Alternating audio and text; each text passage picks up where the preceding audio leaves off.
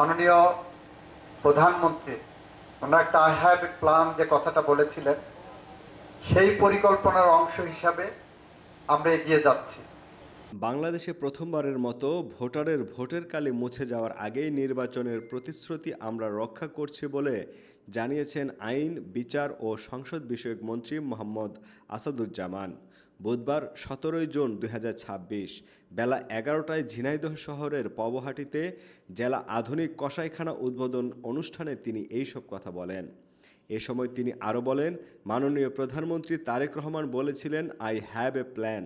আমরা তারই অংশ হিসেবে এগিয়ে যাচ্ছি। আজ সারা দেশে বাংলাদেশের ১৯টি জেলায় একযোগে ফ্যামিলি কার্ড দেওয়া হবে। একই সাথে বলেন, এবারের যে বাজেট দেওয়া হয়েছে সে বাজেটে সামাজিক উন্নয়নের প্রতি অনেক বেশি গুরুত্ব দিয়েছি। এ সময় অনুষ্ঠানে আরও উপস্থিত ছিলেন জেলা প্রশাসক নোমান হোসেন, জেলা পরিষদের প্রশাসক আব্দুল মজিদ, স্থানীয় সরকারের উপপরিচালক রথীন্দ্রনাথ রায়, সদর ইউনো তারেক হাসান সহ বিভিন্ন সরকারি বেসরকারি প্রতিষ্ঠান ও রাজনৈতিক ব্যক্তিবর্গ।